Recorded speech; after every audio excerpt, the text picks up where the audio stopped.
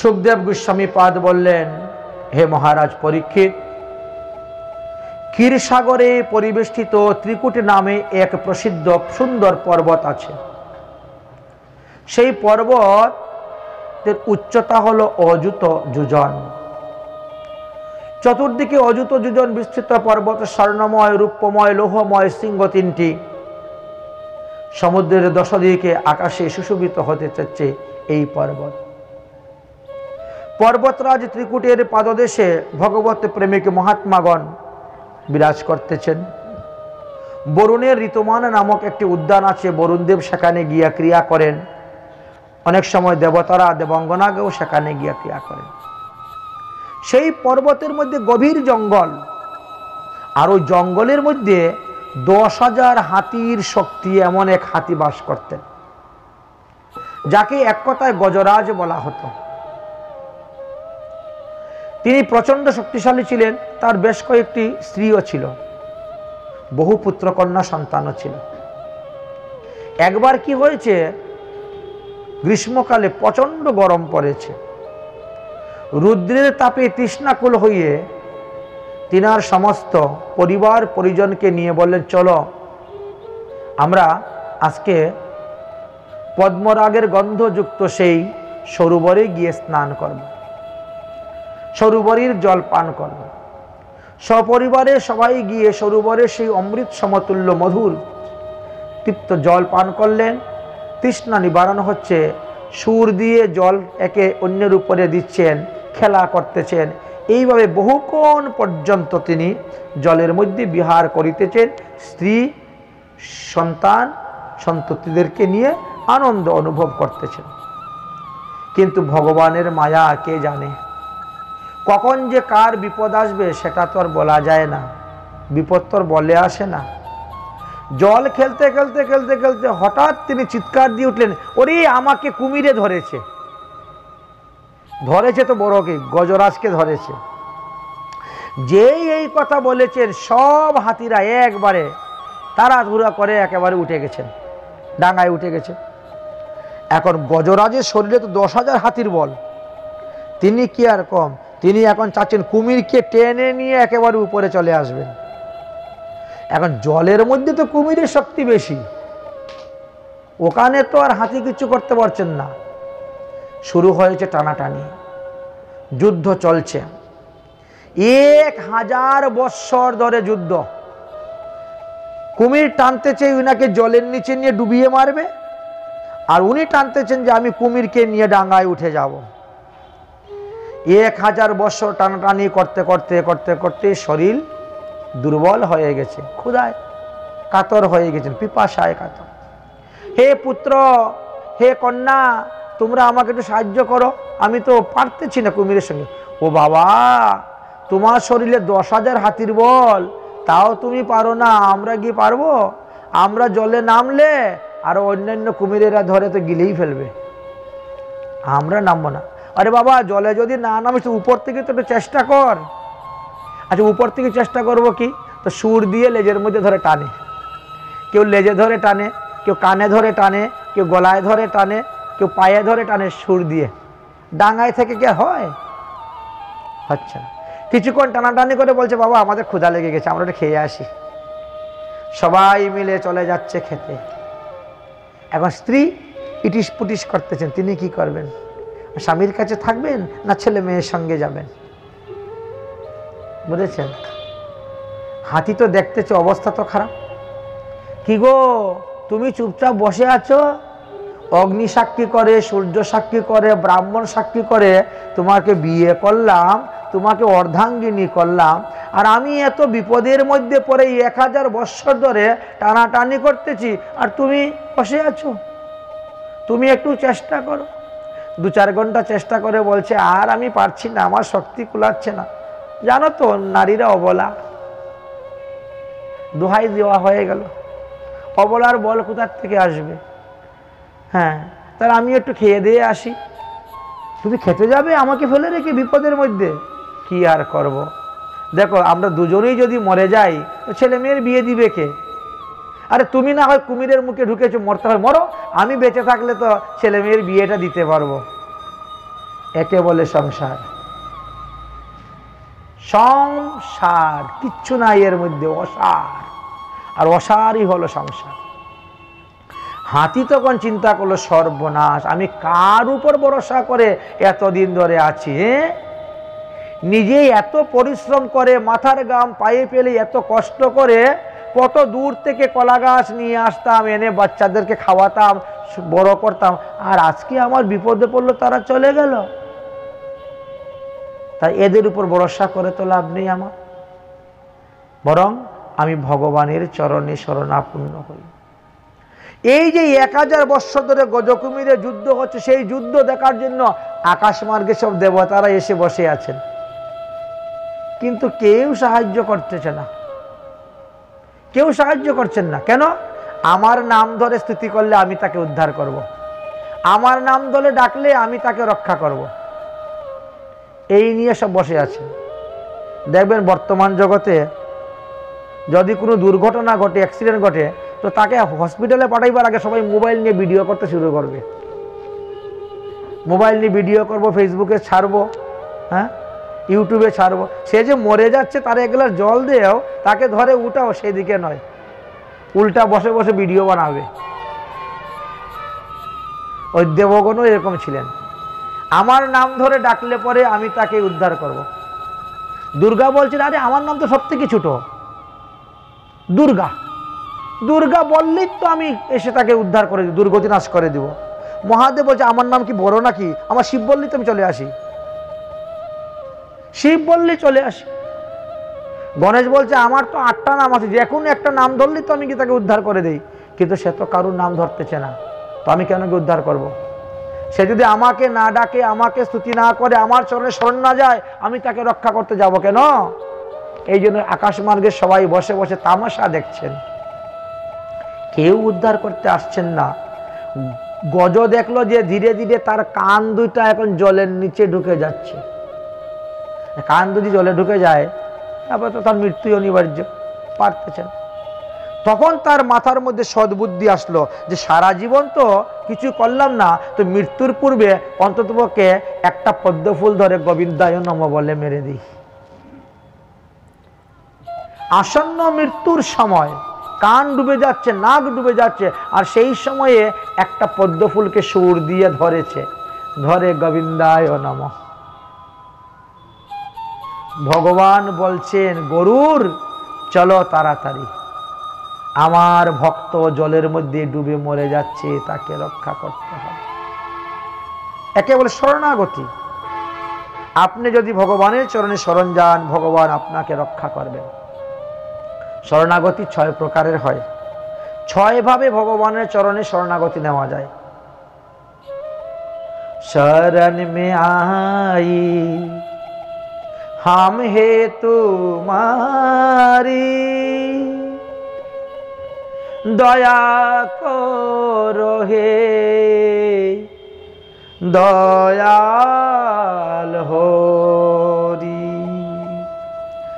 शरण में आही हम हे तुम्हारी, दया करो हे दयाल होरी। सामालो बिगिरी दशा हमारी, सामालो बिगिरी दशा हमारी, दया करो हे दयाल होरी। दया करो हे दयाल, नोहा में बल है नोहा में शक्ति, नोहा में साधन नोहा में भक्ति, नोहा में बल है नोहा में शक्ति, नोहा में साधन नोहा में भक्ति। तुम्हारे द्वार पर हम है भिखारी, तुम्हारे द्वार हम है भिखारी, दया करो हे दयाल हो रे, दया करो हे दयाल हो रे। सुखदेव गोस्वामी पाद बोलन, हे महाराज परीक्षित, जजाप परनम जपम प्राग जन्मानुम शिक्षितम, ना जानी पूर्व जन्मेर कोन सुकृति तार छिलो, ताई आसन्न मृत्युर समय से भगवानेर नाम जप करतेछे, भगवानेर चरणे शरण नियेछे। भगवान आर थाकते पारलेन ना, भगवान छुटते शुरू हलेन, आसते शुरू हलेन। कारण যতক্ষণ মানুষ তার নিজের বলের উপর নিজের বুদ্ধির উপর ভরসা রাখবে ততক্ষণ ভগবানের কৃপা পাওয়া যায় না। যখন নিজের শক্তি, নিজের বুদ্ধি, নিজের বল, নিজের আত্মীয় স্বজন, ইষ্টি কুটুম্ব সবকে ত্যাগ করে ভগবানের চরণে যাবেন, ভগবান আপনাকে রক্ষা করবেন। সাধারণত দেখেন দ্রৌপদীর কথা, দ্রৌপদীর বস্ত্রহরণের দিকে দিদি একটু লক্ষ্য দেখেন, দেখেন তো দুঃশাসন যখন গেল তখন তো দ্রৌপদী রজস্বলা অবস্থায় ছিলেন, এক কাপড় পরিধান। আগেরকার দিনে ওভাবে থাকতেন, এক কাপড় পরিধান ছিল। দুঃশাসন ধরে চুল মুঠি ধরে টেনে হিঁচড়ে আনলো, বলে দেখ পঞ্চপাণ্ডবরা ওখানে আছে, আমার 5 জন স্বামী আছে, তোকে ছিঁড়ে ফেলে দিবে। কিন্তু পঞ্চপাণ্ডব তো পাশা খেলায় হেরে বসে আছে।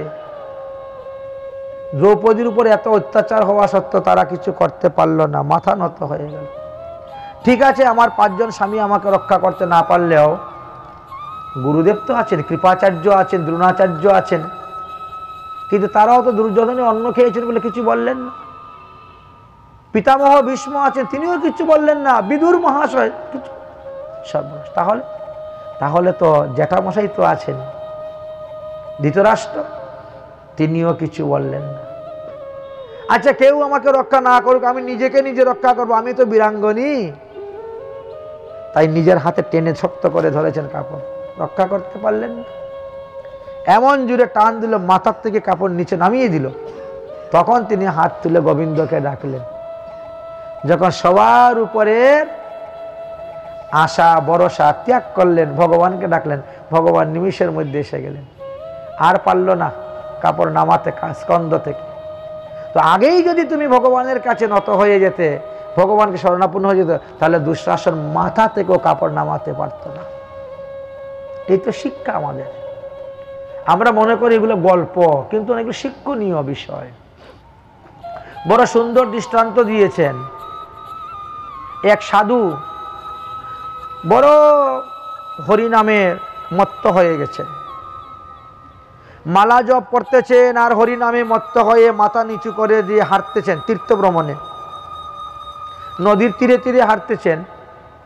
তো এক ধূপা কতগুলো কাপড় ধুয়ে নদীর তীরে শুকাতে দিয়েছে, আর সাধু ওই কাপড়ের উপর দিয়ে হেঁটে চলে যাচ্ছে, ভিজা কাপড়ের উপরে দিয়ে। এখন চিন্তা করেন তো কার না রাগ হবে।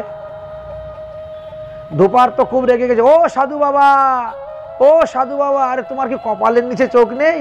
তুমি কি দেখতে পাচ্ছ না এতগুলা কাপড় আমি সাত সকালে ধুয়ে দিয়েছি রুদ্রে, আর তুমি তার উপরে হেঁটে যাচ্ছ? সাধু তো শুনেই না, উনি তো হরিনামে মত্ত হয়ে হেঁটে যাচ্ছেন, শুনেই না।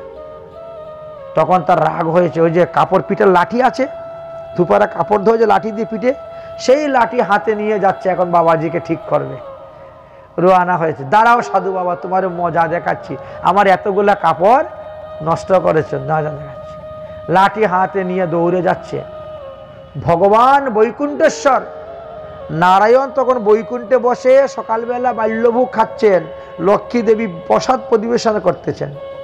নারায়ণ বলছেন, লক্ষ্মী তুমি তাড়াতাড়ি জল দাও, আমি হাত ধুয়ে এখন যেতে হবে। বলে কেন? বলে আমার এক ভক্তকে মারার জন্য ধূপা লাঠি নিয়ে যাচ্ছে, আমি পরে এসেও খাবো, তাড়াতাড়ি আমাকে জল দাও, আমি আচমন করে যাই। নারায়ণ আচমন করে গরুরের পৃষ্ঠে, গরুর তাড়াতাড়ি চলো, তাড়াতাড়ি চলো, আমার ভক্তকে মারার জন্য ধূপা লাঠি নিয়ে যাচ্ছে। এখন ধূপা তো তর্জন গর্জন করে যাচ্ছে, শাল আর বাবাজি তোমার মজা দেখাচ্ছি, গালিও দিচ্ছে। কাছে এসেছে তখন ওই সাধু বাবার টনক নড়েছে, তখন হুশ হয়েছে, আরে আমাকে মারতে এসে লাঠি নিয়ে, বা একটা ইট নিয়ে চাটা, আমাকে মারবি, আয় আয় আমাকে মারবি। সাধু নিয়েছে ইট হাতে। ভগবান বলছে গরুর চলো আমরা বৈকুণ্ঠে যাই। বলে কেন প্রভু? আপনি যে বলেন সাধুকে রক্ষা করে, সাধুকে আর আমার উপর ভরসা করে আছে রে। এতক্ষণ তো আমার নামের উপর ভরসা করেছিল, এখন তো ইটের উপর ভরসা করে নিয়েছে, ইট হাতে নিয়েছে। তো দুটা মারামারি করে মাথা ফাটাফাটি করো, জেল কাছারি কোর্ট কাছারি যাক, চল আমরা আমাদের বৈকুণ্ঠে যাই। ভগবান চলে গেলেন বৈকুণ্ঠে। আজকালকে সাধুদেরকে কেন ভগবান রক্ষা করতে আসেন না? ধনবল, জনবল, অর্থবল, বাহুবলের উপর সাধু ভরসা। সাধু যদি ইট হাতে না নিত, ভগবান তাদের রক্ষাই করতেন, রক্ষা করে আসছিলেন। সে যখন ইট হাতে নিয়ে নিয়েছে বলে তারা দুজনে মারামারি করে মর। এখন মাথা ফাটাফাটি হোক, হাত ভাঙ্গে, পা ভাঙ্গে, যা হোক, কোর্ট কাছারি, আমি চললাম। চলে গেছে। লক্ষ্মী বলছে কি ব্যাপার, তুমি না গেলে সাধুকে রক্ষা করে চলে আসলে? বলে সাধু আর আমার উপরে ভরসা নেই। সাধু এখন ইট হাতে নিয়ে নিয়েছে, ইটের উপর ভরসা। এই তো পরিস্থিতি। এই শিক্ষা আমাদের দিচ্ছেন এখানে গজকুমির যুদ্ধে। গজ মহারাজ 28টা শ্লোকের দ্বারা শ্রীহরির গুণগান বর্ণন করে স্তুতি করলেন। ব্রহ্মাদি দেবগণ দেখতে পেলেন ভগবান এসে বলছেন গরুর তাড়াতাড়ি উঠাও, আমার ভক্তকে জলের মধ্যে ডুবে গেছে, কান নাক ডুবে গেছে।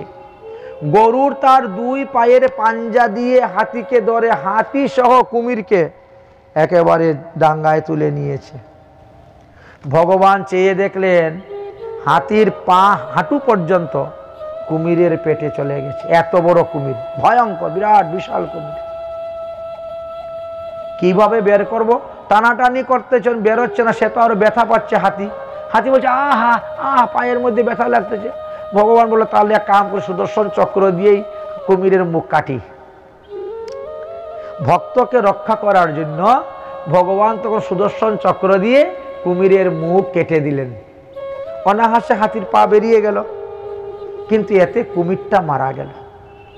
ভগবানের স্পর্শ পেয়ে, ভগবানকে দর্শন করে, ভগবানের সুদর্শন চক্রের স্পর্শ পেয়ে কুমির মারা যাওয়ার পরে কুমিরের দেহ থেকে এক গন্ধর্ব মূর্তি প্রকট হয়ে গেল, দিব্য সিদ্ধ পুরুষ প্রকট হয়ে গেল।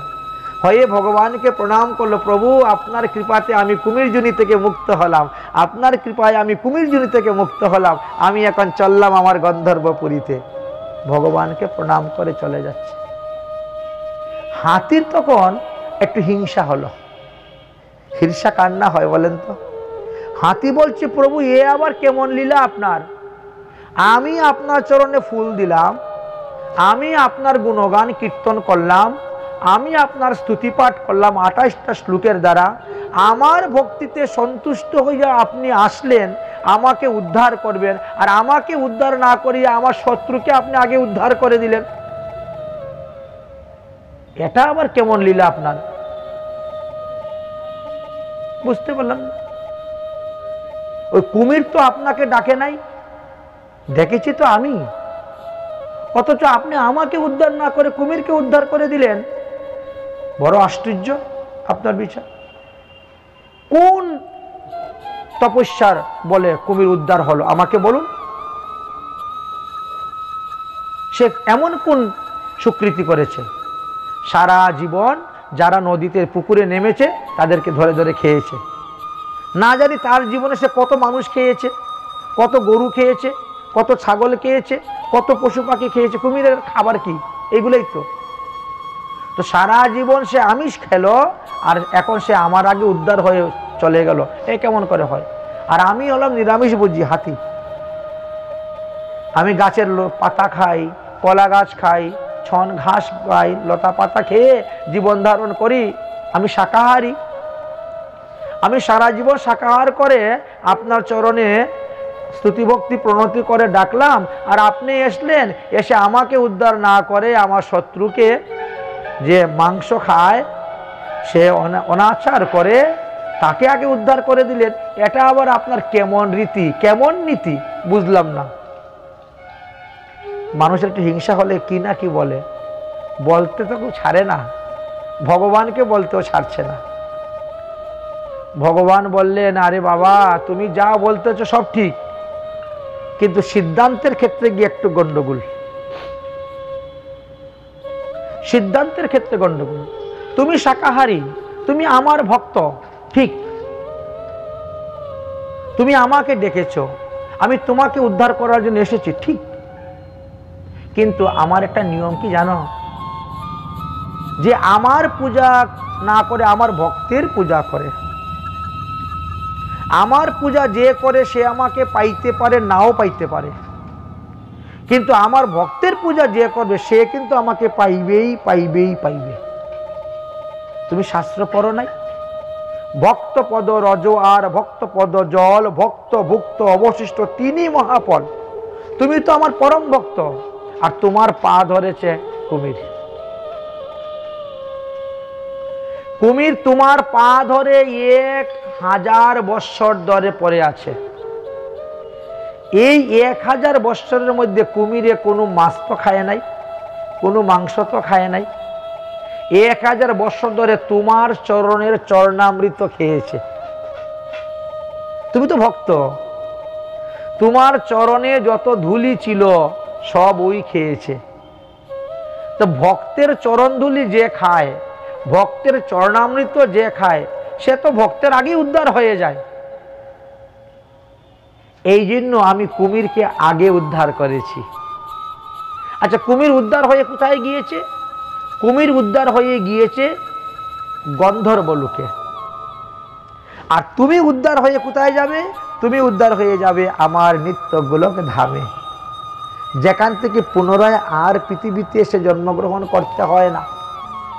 কিন্তু গন্ধর্ব লোক থেকে পতন আছে, আব্রহ্ম ভুবনাৎ লোকা, পুনরাবৃত্তি আসবে। এবার বুঝতে পেরেছেন? হ্যাঁ, বুঝতে পেরে। তাহলে ভগবানকে আপনি দোষ দিবেন কেমন করে? ভগবান তো শাস্ত্রের মর্যাদা রক্ষা করে ভক্তের মহিমা আরো বাড়িয়ে দিলেন। দোষ করার কিছু। বলছেন যে এই যে গল্পটা আমরা এতক্ষণ শ্রবণ করলাম, এর দ্বারা আমরা কি শিক্ষা লাভ করলাম? বলছেন এই সংসারটি হলো একটি সরোবর, আর এই পৃথিবীতে যে সমস্ত জীব আছি সবাই আমরা হলাম হাতি। আর কুমির হলো আমাদের কাল, অতীত কাল, বর্তমান কাল, ভবিষ্যৎ কাল। এই কালকে বলা হয়েছে কুমির। কাল এসে আমাদেরকে ধরবে, তবেই তো আমরা মরব। কুমির যেমন হাতির পা ধরেছে, ঠিক তেমনি ভাবে মানুষের যখন মৃত্যু আসে তখন আগে পায়ের শক্তি কমে যায়। আমি আর হাঁটতে পারছি না, আমি আর দোতলায় উঠতে পারছি না, পায়ের শক্তি কমে যায়। তখন মনে করবেন যে আপনার মৃত্যু নিকটবর্তী এসে গেছে। গজরাজ যখন মহা বিপদে পড়েছিল তখন সে কি করেছে? হরিনাম করেছে। তাই আমরা জীবগণেরও কর্তব্য, আমরা সর্বদা হরিনাম করব বিপদে পড়লে। হাতি অত্যন্ত কামুক ছিল, তাই 10,000 হাতির বল থাকা সত্ত্বেও সে অকালে মারা গেল। ঠিক তেমনি ভাবে এই সংসারে যে সমস্ত জীবেরা কামুক, তাদের শীঘ্রই পতন হয়, তারাই তাড়াতাড়ি মারা যায়। কুমির যেমন হাতির চরণ ধরে ভগবানকে পেয়ে গেল, উদ্ধার হয়ে চলে গেল, ঠিক তেমনি ভাবে আমরাও যদি সাধুসাত মহাত্মাদের চরণ ধরতে পারি তাহলে আমরাও অনায়াসে উদ্ধার হয়ে যেতে পারব। এই শিক্ষাই আমরা এখানে লাভ করতে পারলাম। এবার বলছেন সুখদেব গোস্বামী, পরীক্ষিত মহারাজ, গুরুদেব, এই হাতি পূর্বজন্মে কে ছিল? এই কুমির পূর্বজন্মে কে ছিল? কোন পাপের ফলে তারা এই হাতি আর কুমির হয়ে তারা এসেছিল? আপনি কৃপা করে বলুন। সুখদেবজি বললেন, হে মহারাজ পরীক্ষিত, এই কুমির পূর্বজন্মে উহু নামক এক গন্ধর্ব ছিলেন। মহিষী দেবল নদীতে নেমে তিনি স্নান করছেন, আহ্নিক সন্ধ্যা আহ্নিক করছেন, আর এই উহু নামক গন্ধর্ব গিয়ে পা ধরে টানতে শুরু করেছে ডুব দিয়ে। তিনি তখন মনে করেছে কুমিরে ধরেছে, ওই লাফ দিয়ে উঠে গেছেন জল থেকে। আর তখন এই উহু নামক গন্ধর্ব হাসতেছে, দেবল ঋষি তোমার এতই প্রাণের ভয়, কুমিরকে এত ভয় পাও? স্বাভাবিক তো হবেই। আচ্ছা দুষ্ট, তুমি আমার তপস্যা নষ্ট করলে। তোমার যখন কুমিরের কোনো আচরণ করার অভ্যাস, তাহলে যাও কুমির হয়ে গিয়ে থাকো। অভিসম্পাদ দিয়ে দিলেন। সেই অভিসম্পাদের কারণে তিনি কুমির জন্য প্রাপ্ত হয়েছিলেন। তখন চরণে পরে ক্ষমা চাইলেন, এই অভিসম্পাদ থেকে মুক্ত হব কেমন করে? তখন বলে ত্রিকুট পর্বতের উপরে একটি সরোবর আছে, ওখানে কুমির হয়ে থাকো, একদিন না একদিন ভগবত কৃপায় তুমি উদ্ধার হবে। আচ্ছা, তাহলে হাতিটা কে ছিল পূর্বজন্মে? এই গ্রজেন্দ্র পূর্বজন্মে দ্রাবিড় দেশের পাণ্ডবংশীয় রাজা ছিলেন। তিনার নাম ছিল ইন্দ্রদ্রুম্ন রাজা। রাজা বৃদ্ধ বয়সে পুত্রদের উপর রাজ্যভার অর্পণ করে দিয়ে তিনি তপস্যা করার জন্য বনে চলে যান এবং মলয় পর্বতে গিয়ে বসে তপস্যা করতে শুরু করেন। সেখানে কুটিয়া নির্মাণ করেন, ওখানে বসে তপস্যা করেন। একবার নিয়ম করলেন তিনি, যতক্ষণ পর্যন্ত আমি ঠাকুর ঘরে ঠাকুর সেবা সমাপ্ত না করব, ততক্ষণ পর্যন্ত কারোর সঙ্গে কথা বলবো না, মৌন ব্রত থাকব। এইভাবে নিয়ম করে তিনি চলছেন। আর একদিন দৈবক্রমে সশিষ্য সহিত মহা তেজস্বী অগস্ত্য মুনি এসে উপস্থিত। অগস্ত্য মুনি এসে বলছেন, হে রাজন, আমরা ক্ষুধার্ত পিপাসা যুক্ত, তীর্থ ভ্রমণ করতে করতে আমরা কাতর হয়ে এসেছি, তুমি আমাদেরকে আতিথ্য কার্যের ব্যবস্থা করো, অর্থাৎ থাকার ব্যবস্থা, খাওয়ার ব্যবস্থা করো, করে দাও। গৃহস্থ উচিত অতিথি সেবা করা কর্তব্য। কিন্তু ইনি হা না কিছুই বললেন, মৌন। একবার নয়, দুবার নয়, তিনবার নয়, বারবার বলা সত্ত্বেও যখন রাজা ইন্দ্রদ্রুম্ন থেকে কোনো উত্তর পাওয়া যাচ্ছে না, তখন বলছেন অগস্ত্য মুনি, এ কি হাতি হয়ে গেছে নাকি রে? তার কানে দিয়ে পৌঁছতেছে না, আমরা এত করে ডাকতেছি। তো যা বাবা, এত ডাকাডাকি করার পরেও যদি কোনো উত্তর দেশ না, হাতি হয়ে যাচ্ছে, যাতে হাতি হয়েই থাক। এই তো হাতি হয়ে থাকার জন্য দিয়ে দিলেন অভিসম্পাদ। আর সেই কারণে ইন্দ্রদ্রুম্ন রাজা হাতি হয়েছিলেন। যাই হোক, পরবর্তী সময়ে ভগবত কৃপায় তিনি উদ্ধার হয়েছিলেন। হরের নাম সহস্রাক্য গজণ্ডাস্য চ মুক্ত মম কার্তিকে পটতেজস্র পুনর্জন্ম ন বিদ্যতে। আমরা যে এতক্ষণ গজকুমিরের কাহিনীর কথা বললাম, এই কথাগুলা যদি কেউ কার্তিক মাসে প্রতিদিন পাঠ করেন, তাহলে তিনি সমস্ত পাপ থেকে মুক্ত হয়ে যাবেন। তাকে আর মাতৃগর্ভে এসে জন্মগ্রহণ করতে হবে না, সংসার চক্র থেকে তিনি মুক্তি লাভ করবেন। পঞ্চম, অতঃপর পঞ্চম মন্বন্তরের কথা আলোচনা করলেন। চতুর্থ মনুষ্যের তামস সহোদর হলেন পঞ্চম মনু। বৈবিষ্যত, অর্জুন, বলি, বিন্দা প্রমুখ তিনার পুত্র ছিলেন। সেই মন্বন্তরে ইন্দ্রের নাম ছিল বিভু এবং ভূতরয়, সময়, হিরণ্যলুমা, দেবশিরা, ঊর্ধ্ববাহু প্রমুখ সমস্ত দেবগণ ছিলেন। ঋষিগণও ছিলেন, সপ্ত ঋষিগণ। সেই সময়ে শুভ্র ঋষির স্ত্রীর নাম ছিল বৈকুণ্ঠা। আর বৈকুণ্ঠার গর্ভে বৈকুণ্ঠবাসী দেবতাদের সঙ্গে নিয়ে বৈকুণ্ঠ নাম ধারণ করে ভগবান আবির্ভূত হয়েছিলেন। লক্ষ্মী দেবীকে সন্তুষ্ট করার জন্য তার প্রার্থনা অনুসারে তিনি বৈকুণ্ঠ ধাম রচনা করেছিলেন। সেই বৈকুণ্ঠ ধাম লোকসমূহের মধ্যে শ্রেষ্ঠ। সেই বৈকুণ্ঠ ধামে কল্যাণময় গুণের সংক্ষেপে বর্ণন আমরা করিলাম। আবার আসুন ষষ্ঠ মন্বন্তরের কথা। ষষ্ঠ মন্বন্তর হল চক্ষুষের পুত্র চাক্ষুষ হলেন মনু। তার পুরু, কুরু, দুষ্মন্ত আদি প্রমুখ পুত্রগণ ছিলেন। ওই মন্বন্তরে ইন্দ্রের নাম ছিল মন্ত্রধ্রুম। আপ্যায়নাদি প্রমুখ দেবগণ আবির্ভূত হয়েছিলেন। ওই মন্বন্তরে সপ্তঋষিদের নাম ছিল হবিষ্যান্ন, বীরান্ন আদি প্রমুখ। এই জগতে ভগবান বিষ্ণু এই মন্বন্তরে বৈরাজিতের স্ত্রী সমৃত্তিকার গর্ভেতে অজিত নামে তিনি জন্মগ্রহণ করেছিলেন। ষষ্ঠ মন্বন্তরে ভগবান 4 বার অবতার হয়েছেন। আর কোন মন্বন্তরে এত অবতার হন নাই, একটা সমুদ্র মন্থনকে কেন্দ্র করে। একটি সমুদ্র মন্থনকে কেন্দ্র করে ভগবানকে 4 বার অবতীর্ণ হতে হয়েছিল। প্রথমে অজিত, তারপরে কুর্ম, তারপরে ধন্বন্তরী, তারপরে মোহিনী। এই 4টি।